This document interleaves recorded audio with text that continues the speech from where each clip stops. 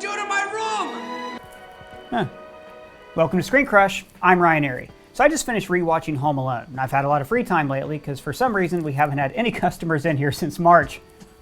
And I'm starting to go a little crazy. Shh. Anyways, I've seen Home Alone so many times that I'm beginning to understand what it's actually about.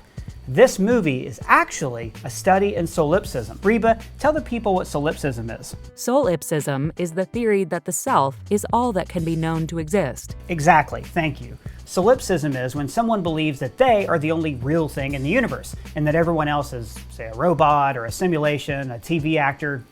Pick your genre. See, Kevin McAllister is a solipsist who believes the world only exists for his benefit. But also, if not for the events in this movie, he would have grown up to become a deranged sociopath. Maybe I'm overthinking this, but let me explain. The movie is all about solitude. I mean, the word alone is right there in the title. Solipsism means that fundamentally, we can only ever truly know ourselves, and empathy with others is impossible. When the movie starts, Kevin comes off as a precocious youngster. Uncle Frank won't let me watch the movie, but the big kids can. Why can't I? It seems like his family bullies him, especially mean Uncle Frank. Look what you did, you little jerk. But go back and watch this whole opening sequence again, and you'll see that Kevin is a jerk. When his mother doesn't pay attention to him, he throws a fit. Kevin, out of the room.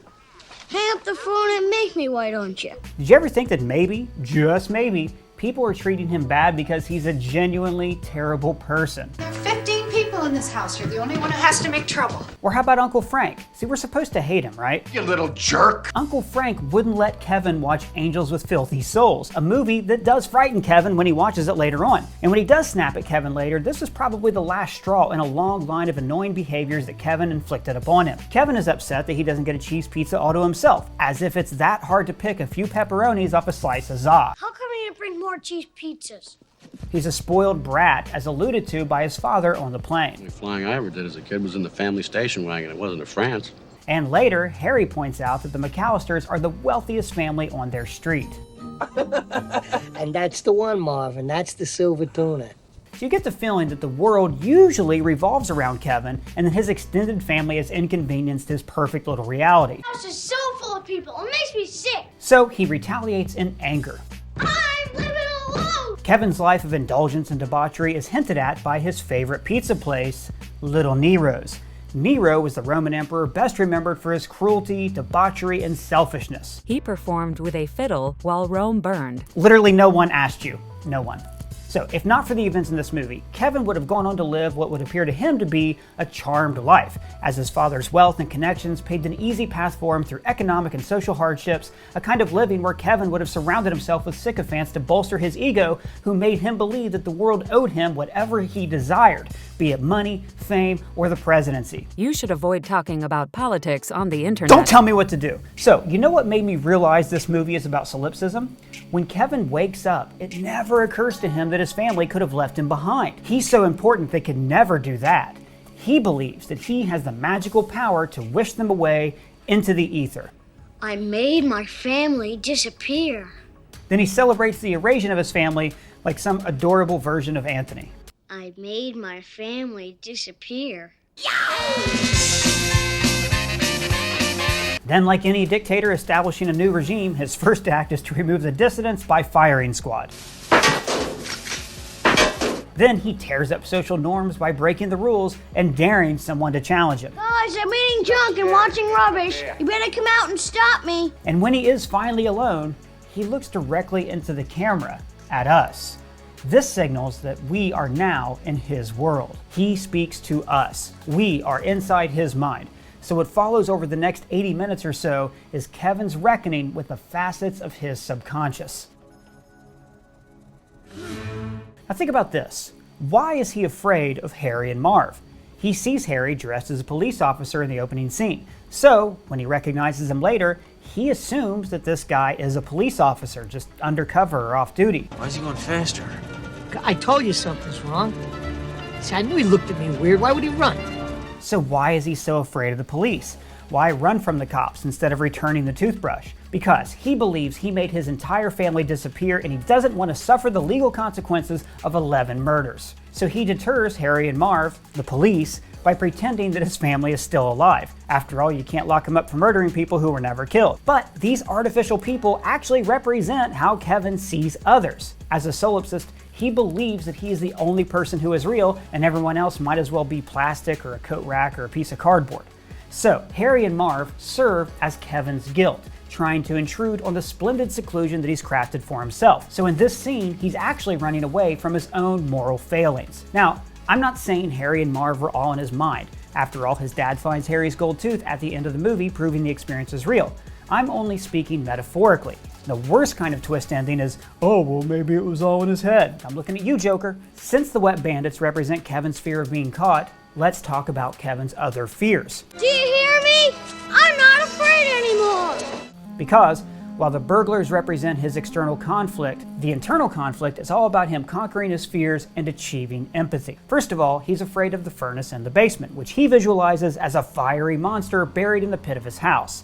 In many ways, this furnace represents the very concept of fear, a burning, forbidden cask buried in his subconscious. You sound like you have been reading a thesaurus. I will end you with a pencil. But Kevin has to face his fear of the furnace in order to do laundry, so his desire to be self-sufficient outweighs his fear of the unknown. It's only my imagination. Only my imagination. Now that clip is actually key. Kevin believes that he is literally bringing the furnace to life just as he made his family disappear. Now later, the Wet Bandits flood another basement. This is an external representation of Kevin's fears of the furnace being cooled after he defends his home. This is it. Don't get scared now. Kevin is also initially afraid of the movie Angels with Filthy Souls, but eventually he becomes desensitized to TV violence and uses it to gain food and intimidate others. Kevin comes to embrace the role of gangster. It makes him feel powerful. He even becomes a vessel for his voice. Keep the change, you filthy animal. And also, he shoots guns at strangers. Earlier, I said that Kevin was on a dark path toward an empty, solipsist existence. But he avoids this life because of Old Man Marley. See, Marley serves as a warning sign to Kevin. I'm not welcome with my son. This is the end result of living a selfish life. If Kevin cuts off his family, he will end up a lonely old man who tries to make friends by salting sidewalks. After all, Marley takes his name from another Marley who prevented Ebenezer Scrooge from living a solipsistic life. What are you constructing? Oh, it's a project. Kevin is terrified of the old man because he associates him with his loneliness and death, when in fact the old man actually represents empathy and connection. So, after hearing Marley's story, Kevin begins to better understand his own life. I've been kind of a pain lately. I said some things I shouldn't have. I really haven't been too good this year. It's also fitting that this reckoning happens in a holy place that, in this movie at least, represents the spirit of empathy. Oh, you're always welcome to church. See, Harry and Marv, who are without any empathy, refuse to even approach this holy sanctum. I'm not going in there. Me neither. Kevin, with his power to make people disappear, is a kind of god, and, like most gods, he becomes lonely. So instead of material possessions, now he desires for his family to return from the ether, but he can't do this alone. He has to appeal to a higher power, Santa. Please tell him that instead of presents this year, I just want my family back. I just want my kids back. This is a way for him to acknowledge that his power has limits, and he requires the help of others. So, look at Kevin's love of gangster movies and the way he gleefully maims these intruders instead of just calling the cops. Let's be clear, Kevin didn't hurt these men to defend his house. He hurt them because it pleased him to do so. Yes! Yes! See, on the street, it's wrong to burn, stab, shoot, and torture people. But once Kevin learns that these crooks aren't cops, We'll come back about 9 o'clock. he has a free pass to torture them. This is my house. I have to defend it. After all, when someone breaks into your house, it's self-defense, isn't it? Isn't it? Oh, now you got nothing to say. The last act of the movie is a symphony of torment where Kevin is able to indulge his sociopathic lust. You guys give up, or you're thirsty for more? He takes his own fears, the basement, the spider, the movie, and he transfers them to the burglars. See, Kevin doesn't succeed in this movie because he physically destroys the burglars. In order to win the day, he had to learn empathy. Harry and Marv even threaten him with a kind of pain empathy at the movie's climax. What are we gonna do to him, Harry? I'll do exactly what he did to us. And I'll burn his head with a blowtorch. But then it's his empathy for Old Man Marley that saves his life. So, if not for Kevin learning a lesson in humility and rejecting his solipsistic worldview, he would have been murdered in the back of Joe Pesci's van. But what a way to go. So, is Kevin a better person at the end of the movie? Well, he certainly made Old Man Marley's life a little bit better, but he's still a bad tipper and ruined a perfectly good trip to Paris. So let me know your thoughts on Home Alone down in the comments below or at me on Twitter and let me know what movie you'd like for me to overthink next. And if it's your first time here, please subscribe. For ScreenCrush, I am Ryan Airy. Did you tell them about... Quiet!